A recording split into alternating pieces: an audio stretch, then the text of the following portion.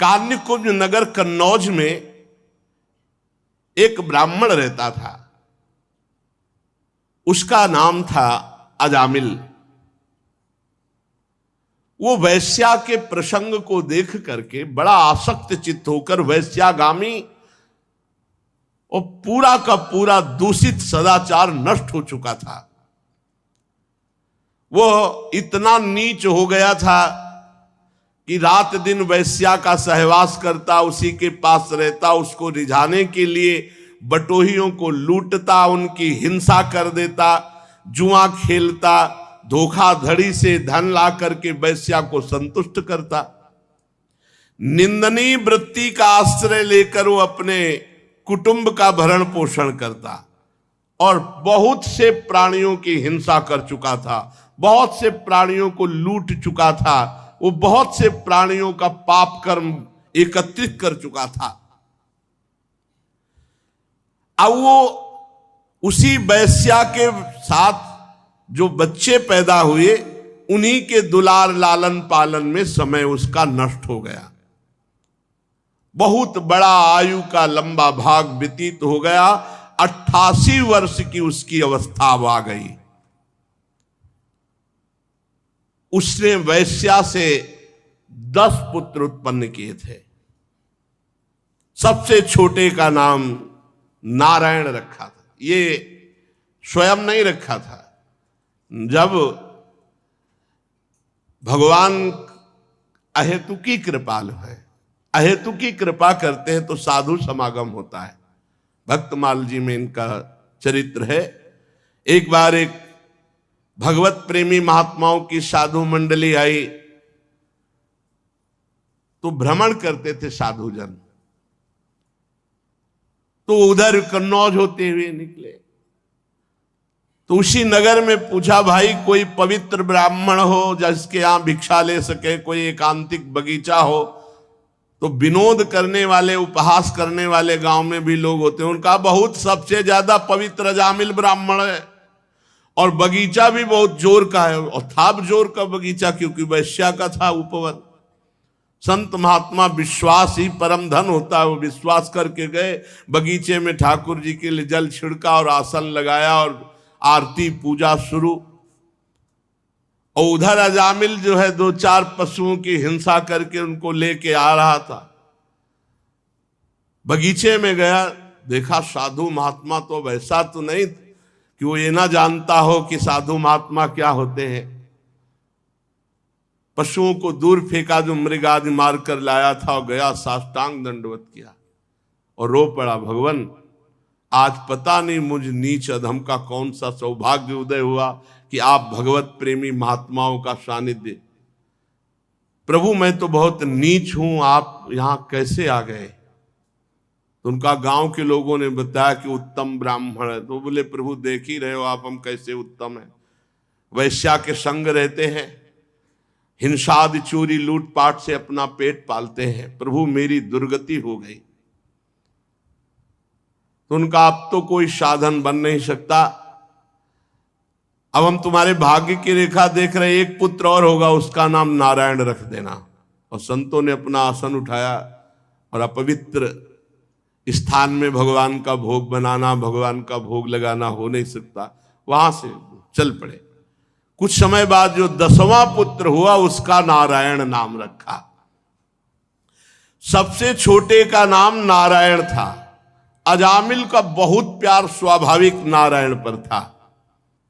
अब वो अपने इस बालक पर 88 वर्ष का वृद्ध अजामिल बड़ा मोह, और मोह क्या मतलब, पूरी श्रद्धा के संतों ने कहा है नारायण नाम रखना, तो इसलिए बहुत प्यार करता है। संपूर्ण हृदय अपने बच्चे को दे दिया, नारायण बच्चे को। अब वो बच्चा तोतली बाली, बाल सुलभ खेल, अजामिल आसक्त हो गया। अजामिल उसी के साथ खाता पीता, उसी के साथ समय ज्यादा व्यतीत करता। अब जिसको पता नहीं होता, असावधान व्यक्ति के ऊपर मृत्यु का प्रहार होता है। मृत्यु सिर पर आ पहुंची। मूर्ख और बूढ़ा अजामिल, मृत्यु का समय जब आया तो थोड़ी दूर पर बालक खेल रहा था, बोलने की हिम्मत थी, तो एक आवाज बोली, नारायण। अपने बच्चे को बुलाया। अजामिल ने देखा भयंकर यमदूत, हाथ में फांसी और टेढ़े टेढ़े भयंकर मुंह, दांत और रोए।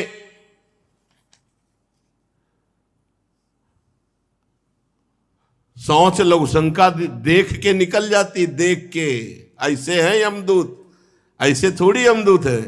देख के लघु शंका सोच छूट जाती है मरने वाले की। व्याकुल होकर ऊंचे स्वर से पुकारा, नारायण।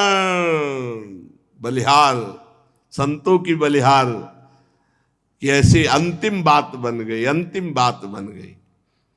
ज्यों ही नारायण पुकारा कि दिव्य चतुर्भुज भगवान नारायण के पार्षद दो उपस्थित हो गए। झटपट आकर यमदूतों की फांसी काटी। अजामिल के सूक्ष्म शरीर को अभी वो खींच ही ना शुरू ही किया था, भगवान के दूतों ने, श्रीहरि दूतों ने बलपूर्वक उन्हें डांट कर और यमपाश काट दी।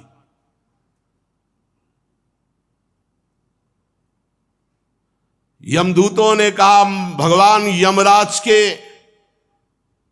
इस धर्म विधान का निषेध करने वाले तुम कौन हो सकते हो? भगवान धर्मराज की आज्ञा का उल्लंघन कर दे, त्रिभुवन में ऐसा कोई नहीं। कौन हो आप? किसके दूत हो? कहां से आए हो? तुम क्यों रोक रहे हो इस महापापी को नरक ले जाने से? देखने में तो तुम देवता जैसे सिद्ध श्रेष्ठ दिखाई दे रहे हो।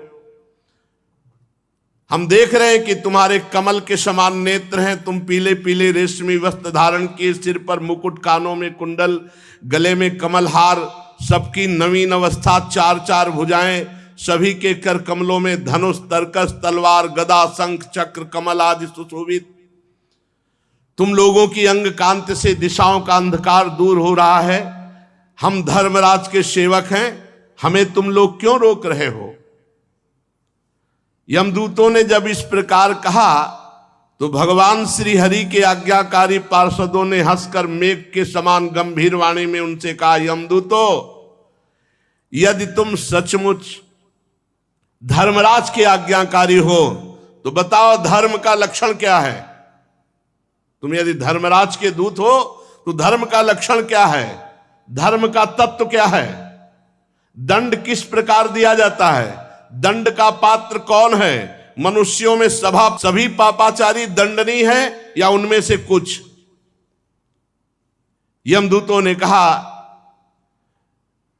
आपने पूछा धर्म का लक्षण क्या है, तो वेद जिन कर्मों का विधान करते हैं उन्हें धर्म कहते हैं, और वेद जिसे रोकते निषेध करते हैं उसे अधर्म कहते हैं। और वेद स्वयं भगवान का स्वरूप है, भगवान की श्वास प्रश्वास से वेदों का प्रादुर्भाव हुआ है। जगत के रजोगुण, सतोगुण, तमोगुण, इन तीनों से सभी प्राणी पदार्थ ओतप्रोत हैं। सभी की मनोवृत्तियां तीनों गुणों में रहती हैं, सतोगुण, रजोगुण, तमोगुण। तीनों गुणों से कर्म होते हैं, उसके अनुरूप उनका विभाजन होता है। सूर्य, अग्नि, आकाश, वायु, इंद्रियां, चंद्रमा, संध्या, रात दिन, दिशाएं, जल, पृथ्वी, काल, धर्म, ये गवाही होते हैं। रात दिन में सतोगुण, रजोगुण, तमोगुण से जो भी कर्म होते हैं उन कर्मों के ये गवाही होते हैं। सूर्य, अग्नि, आकाश, वायु, इंद्रियां, चंद्रमा, संध्या, रात दिन, दिशाएं, जल, पृथ्वी, काल और धर्म, ये गवाही होते हैं। एक एक सेकंड के कर्म का हिसाब है। इनके द्वारा पता चल जाता है कि ये धर्मात्मा है या अधर्म है, और फिर दंड के पात्र का निर्णय होता है। पाप कर्म करने वाले सभी मनुष्य अपने अपने पाप कर्म का दंड जरूर भोगते हैं। निष्पाप पुरुषों, जो प्राणी कर्म करता है, गुणों से संबंध होता है, उसे सारे पापों का कर्म भोगना पड़ता है, जो उसका दंड भोगना पड़ता है। कोई भी देहवान ऐसा नहीं जो पाप ना करे या पुण्य ना करे, और जो पाप पुण्य करेगा उसे भोगना पड़ेगा, अवश्य में भोक्तव्यम। इस श्लोक में जो मनुष्य जिस प्रकार का जितना अधर्म या धर्म करता है, परलोक में उसका उतना वैसा ही फल भोगना पड़ता है। हे देव शिरोमणियों, सतोगुण, रजोगुण और तमोगुण, तीनों गुणों के भेद के कारण इस लोक में 3 प्रकार के प्राणी देखे जाते हैं, पुण्यात्मा, पापात्मा और पुण्य पाप दोनों से युक्त। उसका परिणाम होता है पुण्यात्मा सुखी, पापात्मा दुखी, और पुण्य पाप मिश्रित सुख और दुख दोनों से युक्त होता है।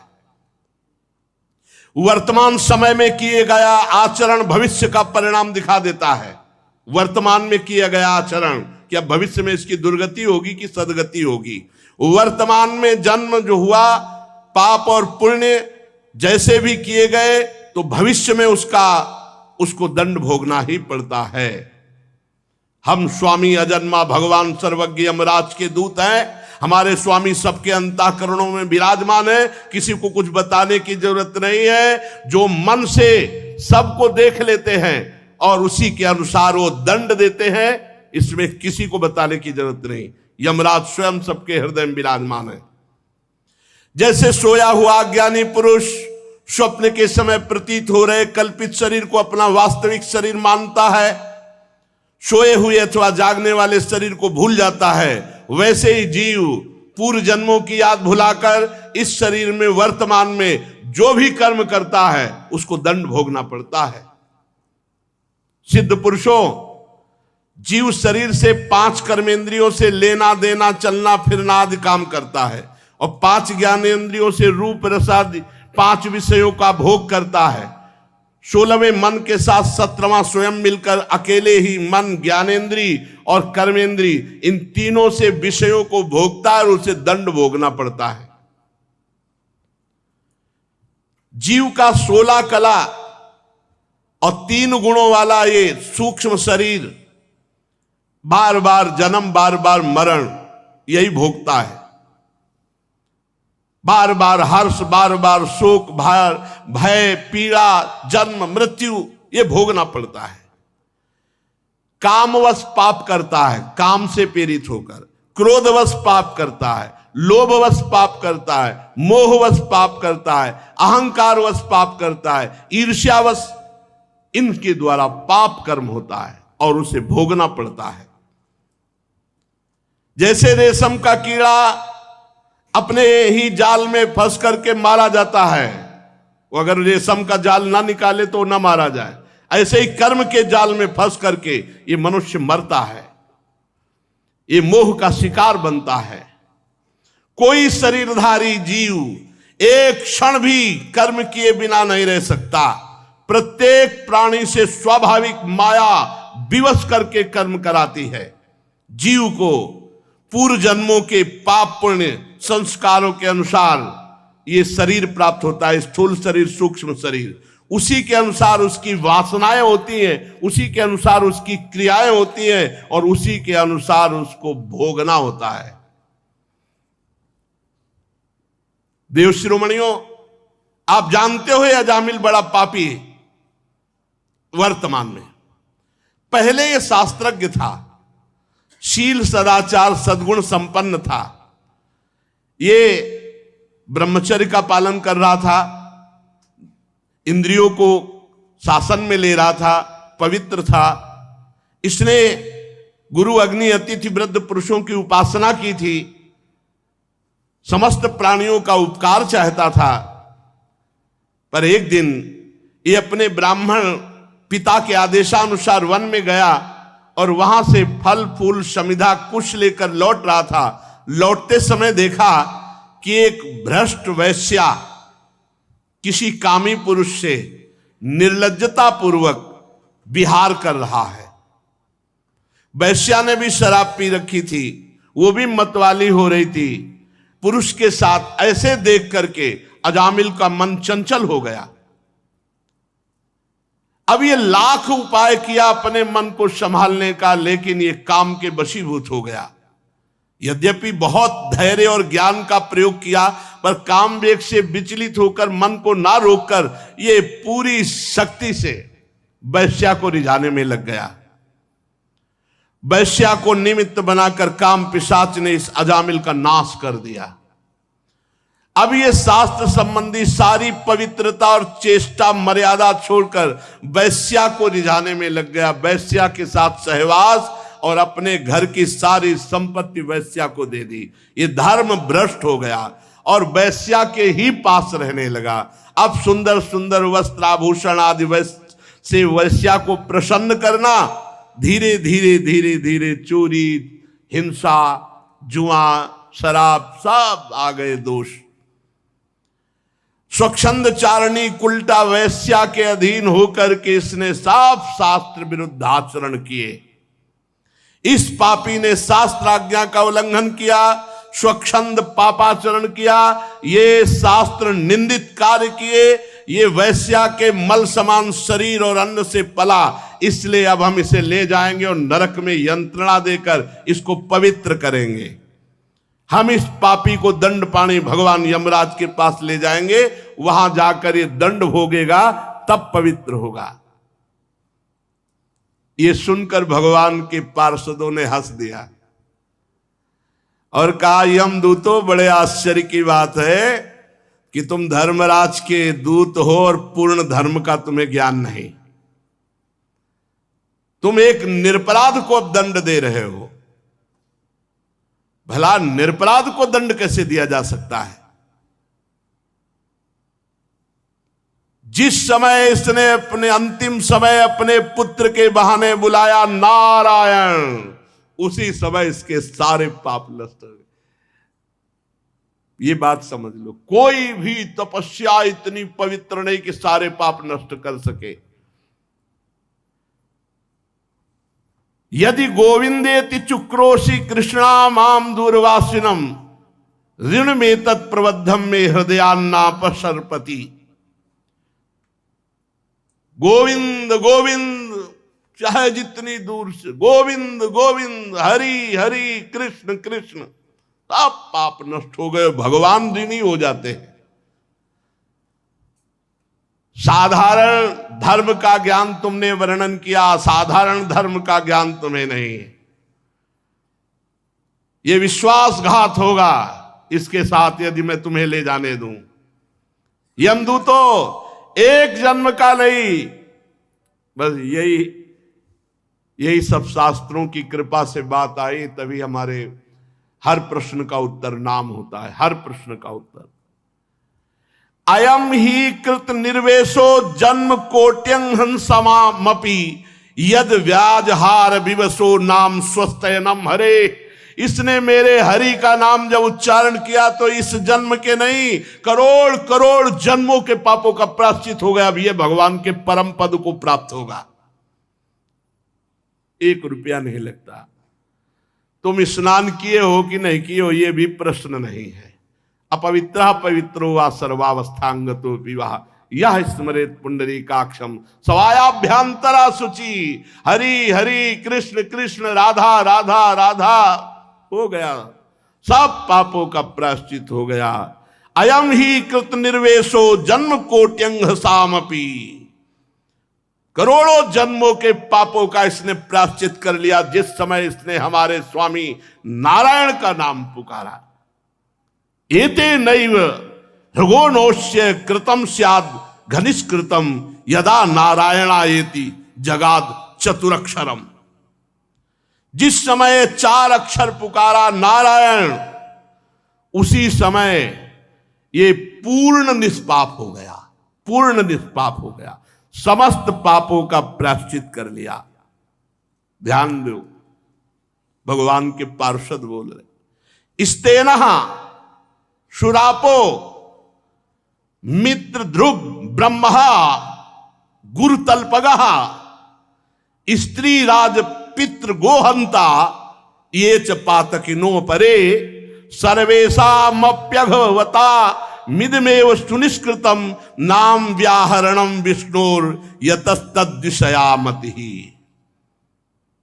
चोर, शराबी, मित्रद्रोही, ब्रह्मघाती, गुरुपत्नीगामी, ऐसे लोगों का संगी, स्त्री, राजा, पिता, गौहत्या, चाहे जितना बड़ा पाप हो गया हो और भगवान की शरण में आकर ये उच्चारण कर दे, हरि हरि हरि कृष्ण कृष्ण कृष्ण गोविंद गोविंद गोविंद, बस सब पापों का प्रायश्चित हो गया। अहम त्वं सर्व पापेभ्यो मोक्षयिष्यामि मा शुचः।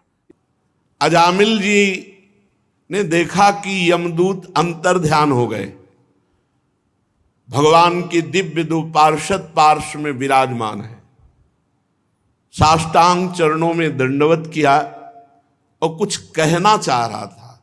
मानो अजामिल ये कहना चाह रहा था कि अभी तो हमने भगवान को नहीं पुकारा, पुत्र के बहाने नारायण नाम निकल गया, तो आप भगवत पार्षद का साक्षात्कार हुआ, यम के त्रास और फांस से बच गए।